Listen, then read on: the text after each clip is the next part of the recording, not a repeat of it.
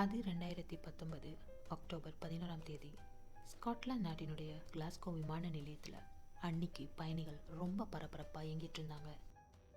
மணி அப்போ மதியம் 2:30 இருக்கும். அப்போது ஸ்காட்லாந்து நாட்டின் போலீஸ் நிலையத்துக்கு ஒரு அனாமதேய தொலைபேசி அழைப்பு வருது. அந்த தொலைபேசி அழைப்பில் மறுமுனையில் பேசினவங்க ரொம்ப ஒரு முக்கியமான ஒரு தகவலை போலீஸுக்கு தெரிவித்தாங்க. அது நீங்கள் ரொம்ப நாளாக தேடிட்டுருக்கிற சேவியர் தூப்போம் மாறு விஷயத்தில் இன்னைக்கு ஸ்காட்லாந்து நாட்டுக்கு வந்து இறங்கியிருக்காரு. அவரோட சொந்த அடையாளத்தை மறைச்சி இப்போ வேறு அடையாளத்தில் இருக்காரு. இப்படி ஒரு புகார் அழைப்பு ஸ்காட்லாந்து போலீஸ் நிலையத்துக்கு கிடைக்கப்படுது. அன்னைக்கு கிளாஸ்கோ விமான நிலையத்தில் கண்காணிப்பு ரொம்ப பலப்படுத்தப்பட்டிருந்தது. போலீஸ் விசாரணை, கண்காணிப்பு கேமரான்னு விமான நிலையமே அமளி துமளியாக்கப்பட்டிருந்தது. அவங்க எதிர்பார்த்தபடியே அந்த தொலைபேசி அழைப்பில் கூறப்பட்ட சேவியர் துப்போங்கிற நபர் அன்னைக்கு போலீஸாரால் விமான நிலையத்தில் கைது செய்யப்படுறாரு. கைது செய்யப்பட்ட சேவியர் துப்போங் 48 மணி நேர விசாரணைக்கு உட்படுத்தப்படுறாரு. கைது செய்யப்பட்ட நபரோட DNA, கைரேகை மற்றும் தனிப்பட்ட ஆவணம் எல்லாமே பரிசோதனைக்கு உட்படுத்தப்படுது. பரிசோதனை முடிவுகளின்படி கைது செய்யப்பட்ட நபர் உண்மையான சேவியர் கிடையாது. எஸ், அவர் சேவியர் துப்போங் தி லிகோனஸ் இல்லை, அவர் சாதாரண ஒரு பிரெஞ்சு சிட்டிசன் கேஸ்டர் ஆர் என்பது உறுதியாக்கப்பட்டது. ஆக கேஸ் மறுபடியும் ஆரம்பித்த இடத்துலையே வந்து நின்றுது. யார் இந்த சேவியர்? எதுக்கு ஸ்காட்லாந்து போலீஸ், பிரெஞ்சு போலீஸ் எல்லாருமே இவரை தேடணும்? இவர் அப்படி என்ன செஞ்சார்? பல குழப்பங்களும் மர்மமும் நிறைஞ்ச இன்னைக்கு வரைக்கும் கூட கண்டுபிடிக்க முடியாத சேவியர் துப்போங் டிகோனஸ் அவருடைய கேஸ் வழக்கு பற்றி தான் இன்னைக்கு நாங்கள் பார்க்க போகிறோம். இந்த கொலை வழக்கு ரொம்பவும் மர்மமானது. ஏன்னா இந்த கொலைக்கான மோட்டிவ் என்னங்கிறது இன்னைக்கு வரைக்கும் அதிகாரப்பூர்வமாக கண்டுபிடிக்கப்படலை. யார் இந்த சேவியர்? எதுக்கு பிரெஞ்சு போலீஸ், ஸ்காட்லாந்து போலீஸ்னு எல்லோரும் இவரை தேடிட்டு இருக்காங்க? நீங்கள் பார்த்துட்டு இருக்கிறது மாஸ்க்மட் சேனல்.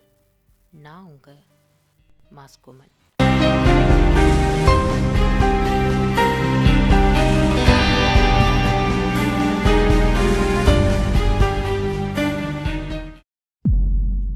சேவியர் மற்றும் அவர் மனைவி ஆக்னஸ் இவங்களுக்கு 4 குழந்தைங்க.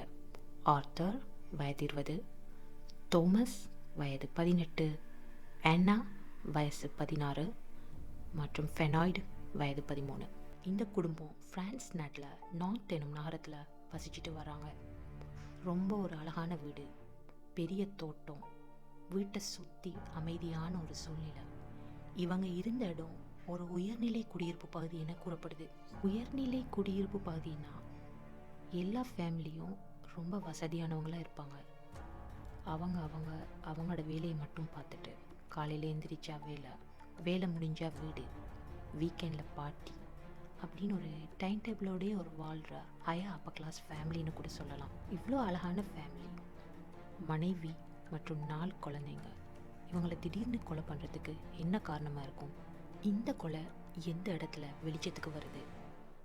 பொதுவாகவே எல்லா நாட்டிலையும் குழந்தைங்க பாடசாலைக்கு லீவு கொடுத்தாங்கன்னா எதுக்காக வேண்டி இந்த லீவை எடுத்தாங்க, என்ன காரணம்னு கண்டிப்பாக பெற்றோர்கள் வந்து பாடசாலைக்கு அறிய தரணும். அதே இடத்துல தான் இந்த பிரச்சனையும் ஆரம்பிக்குது. இப்படி ஒரு கொலை நடந்திருக்குன்னு வெளி உலகத்துக்கு தெரியப்படுத்தின விஷயம் இதுதான். இந்த கொலை நடந்தது எங்கே வெளிச்சத்துக்கு வருதுன்னா, சேவியரோட பசங்க பாடசாலைக்கு திடீர்னு சமூகம் அளிக்கிறத நிறுத்திட்டாங்க. சேவியருடைய 2வது மகன் தோமஸுடைய பள்ளி அதிகாரிகளுக்கு இது சந்தேகத்தை வரவழைக்குது. அதுக்காக சில காரணங்கள் சொல்லப்படுது. சேவியரோட மகன் தோமஸ் ஏப்ரல் 4, 2011 முதல் பாடசாலைக்கு தொடர்ந்து சமூகம் அளிக்கலை. இதனால் சந்தேகம் அடைஞ்ச பாடசாலை அதிகாரிகள் நேரடியாகவே அவங்களோட பெற்றோர்களை தொடர்பு கொள்ள முயற்சி செய்கிறாங்க. பல வழிகளில் முயற்சி செஞ்சும் கடிதம், இமெயில், ஃபோன் எது மூலமாக ட்ரை பண்ணியும் அவங்கள ரீச் பண்ண முடியல.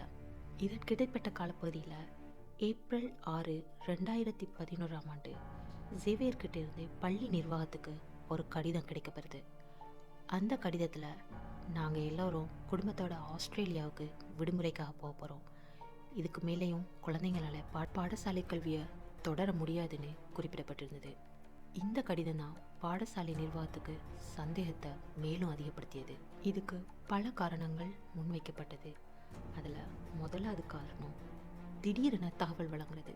அதில் ரொம்ப முக்கியமான காரணமாக கருதப்பட்டது என்னென்னா, சாதாரணமாகவே ஒரு குடும்பம் விடுமுறைக்காக வெளிநாடு போக போகிறாங்கன்னா, நாங்கள் இத்தனாம் தேதி அல்லது இந்த நாட்டுக்கு தான் நாங்கள் பயணப்பட போகிறோங்கிறதே அவங்களோட சர்க்கிள்குள்ளேயோ இல்லைன்னா அவங்களோட நண்பர்கள்கிட்ட கூட ஷேர் பண்ணுவாங்க. அப்படி எந்த ஒரு விஷயமும் இங்கே நடக்கலை. ரெண்டாவது காரணமாக சொல்லப்பட்டது, மாணவர்கள் சாதாரணமாகவே விடுமுறைக்காக வேறு நாட்டுக்கு போகிறனாலோ இல்லைன்னா பாடசாலையை விட்டு அவங்க விலக போகிறனாலோ அவங்களோட பேரண்ட்ஸ் ஸ்கூலுக்கு நேரடியாக வந்து தகவல் தெரிவிப்பாங்க. இல்லைன்னா இந்த தேதியிலிருந்து இந்த தேதி வரைக்கும் மாணவர்கள் பாடசாலைக்கு வரமாட்டாங்கன்னு என்ன காரணங்கிறத கண்டிப்பாக குறிப்பிடுவாங்க. மூணாவது காரணமாக சொல்லப்பட்டது, பாடசாலை நிர்வாகம் எவ்வளோ முயற்சி பண்ணியும் சேவியர் குடும்பத்தை கடைசி வரையும் தொடர்பு கொள்ள முடியலை. அதே சமயம் சேவியர் அவரோட நண்பர்கள் மற்றும் குடும்ப உறுப்பினர்களுக்கும் இதே போல் ஒரு கடிதத்தை எழுதி அனுப்பியிருந்தார். அதில் குறிப்பிடப்பட்டிருந்தது என்னென்னா, நாங்கள் குடும்பத்தோட ஆஸ்திரேலியாவுக்கு பயணப்பட போகிறோம், எங்களை யாரும் கொஞ்சம் காலத்துக்கு தொந்தரவு செய்ய வேணாம். மேலும் சேவியர் அந்த கடிதத்தில் குறிப்பிட்டிருந்தார், DEA ட்ரக் என்ஃபோர்ஸ்மெண்ட் அட்மினிஸ்ட்ரேட்டிவ், இந்த துறையில் அவர் அமெரிக்காவுக்கு ரகசியமாக ஒரு பணியாற்றி வருவதாகவும் இந்த பாதுகாப்பு திட்டத்தின் கீழே அவர் குடும்பத்தோட மறைஞ்சு வாழணும்னு, இதனாலேயே ஒரு 2-3 வருஷ காலப்பகுதிக்கு தங்களை யாரும் டிஸ்டர்ப் பண்ண வேணாங்கிறதையும் அந்த கடிதத்தில் முக்கியமாக குறிப்பிட்டிருந்தார். இந்த கடிதம் நம்பும்படியாக இல்லை. இந்த கடிதத்தில் நிறைய விஷயங்கள் முன்னுக்கு பின் முரணாகவும் நிறைய விஷயங்கள் மர்மமாகவும் இருக்கிற காரணத்தினால சேவியர்ட மனைவி ஆக்னஸின் சகோதரி கிறிஸ்டின் முதலாவது அதிகாரப்பூர்வமான புகார் ஒன்றை அளிக்கிறாங்க. சேவியரின் மனைவி ஆக்னஸின் சகோதரி கிறிஸ்டினுக்கு சந்தேகம் ஏற்படுறதுக்கு சில காரணங்கள் கூறப்படுது. அதில் முதலாவதாக குறிப்பிடப்பட்ட காரணம், ஆக்னஸின் குடும்பம் திடீர்னு மாயமானது. மேலும் அவங்கள யாராலையும் எந்த வழியிலையும் தொடர்பு கொள்ள முடியல. ரெண்டாவது காரணமாக குறிப்பிடப்பட்டது, அந்த கடிதத்தில் இருந்தது சேவியர்ட மனைவி ஆக்னஸின் கையெழுத்து கிடையாது. மூணாவது காரணமாக குறிப்பிடப்பட்டது, சேவியர் ஒரு சக்ஸஸ்ஃபுல்லான பிஸ்னஸ் மேனாக இருந்தாலும் கூட திடீரென எதுக்கு மாயமாகணும், அவரோட ஃப்ரெண்ட்ஸ் அண்ட் ஃபேமிலி யார்கிட்டையும் எதுவுமே சொல்லாமல் திடீர்னு அவர் மாயமாக வேண்டிய காரணம் என்ன? இந்த மாதிரி நிறைய விஷயங்கள் கிறிஸ்டின் பக்கத்தில் இருந்து முன்வைக்கப்பட்டதாக பல பத்திரிகைகளில் குறிப்பிடப்பட்டிருக்கு. தொடர்ந்தும் ஆக்னஸின் சகோதரி கிறிஸ்டின் புகாரை தொடர்ந்து 2011 ஏப்ரல் 21 போலீஸ் இந்த கேஸுக்குள்ளே உள்ள நுழையிறாங்க. சேவியர் ஃபேமிலி திடீர்னு மாயமானது, அவங்க ஃபேமிலியை எந்த விதத்துலையும் கண்டெக்ட் பண்ணிடாமல் போனது, மேலும் அவங்க பசங்க பாடசாலைக்கு தொடர்ந்து விடுமுறை போனது. ஆக்னஸின் சகோதரி கிறிஸ்டின் அவங்க அளித்த புகாரின்படி இப்போ இந்த வழக்கு போலீஸாரால் முன்னெடுக்கப்படுது. சேவியரின் வீட்டை சோதனையிடும் பணியில் அவங்க மும்முரமாக ஈடுபட ஆரம்பித்தாங்க. முதல் கட்டமாக முழுவதுமாக பரிசோதனையிடும் பொழுது அங்கே எந்த விதமான தடயமும் கிடைக்கல. வீடு முற்று முழுதாக சோதனையிடப்படுது. ஆனால் போலீஸுக்கு எந்த விதமான தடயமும் கிடைக்கல. எந்த விதமான இரத்தக்கரையோ அல்லது முரண்பட்டதுக்கான அடையாளங்களோ அந்த வீட்டில் இருக்கலை. போலீஸார் தேடுதலுக்கு அமைய அந்த வீட்டில் சேவியர்ட தனிப்பட்ட ஆவணங்களோ பாஸ்போர்ட் இல்லைன்னா ஃபினான்ஷியல் ஸ்டேட்மெண்ட்ஸ் எதுவுமே கிடைக்கல. ஆனால் சேவியர்ட மனைவி ஆக்னஸ் மற்றும் குழந்தைங்களோட பாஸ்போர்ட் அதே வீட்டில் அங்கேயே விட்டு செல்லப்பட்டிருந்தது. ஆக சேவியர் தவிர மற்றவங்க வெளிநாடு சென்றிருக்க எந்த விதமான வாய்ப்பும் இல்லைன்னு உறுதியாக கூறப்பட்டது. மோப்ப நாய்கள் வரவழைக்கப்பட்டது. தேடுதல் வேட்டை ஆரம்பமானது. வீட்டுக்குள்ள எவ்வளோ தேடியும் எதுவுமே கிடைக்கல. அதே சமயம் இப்போ போலீஸார்ட்ட பார்வை வீட்டுக்கு பின்புறமாக தோட்டத்தின் பக்கம் திரும்புது. வீட்டின் பின்பக்கம் தோட்ட பகுதியில் நிறைய இடங்களில் புதிதாக மண்ணால் நிரப்பப்பட்ட மாதிரி குண்டும் குழியுமா இருந்தது. இதனால் சந்தேகமடைஞ்ச போலீஸார் அந்த இடத்த தோண்ட சொல்கிறாங்க. மூடப்பட்ட குழிகளை போலீஸ் தோண்ட ஆரம்பிக்கும் போது அந்த இடத்துல இருந்து ஆக்னஸ் மற்றும் அவங்களோட 4 குழந்தைங்களோட சடலம் கிடைக்குது. ஒவ்வொரு உடலும் ரொம்ப தெளிவாக பொலித்தீன் பைகளால் சுற்றப்பட்டிருந்தது. அதை பார்த்த உடனே போலீஸாருக்கு ரொம்ப கன்ஃபார்ம் ஆச்சு, இந்த கொலை அவசரமாக செய்யப்படலை, ரொம்ப நிதானமாக டைம் எடுத்து நேர்த்தியாக செஞ்சுருக்காங்க. எதுக்காக இது திட்டமிட்டு செய்யப்பட்ட கொலையா பார்க்கப்படுது?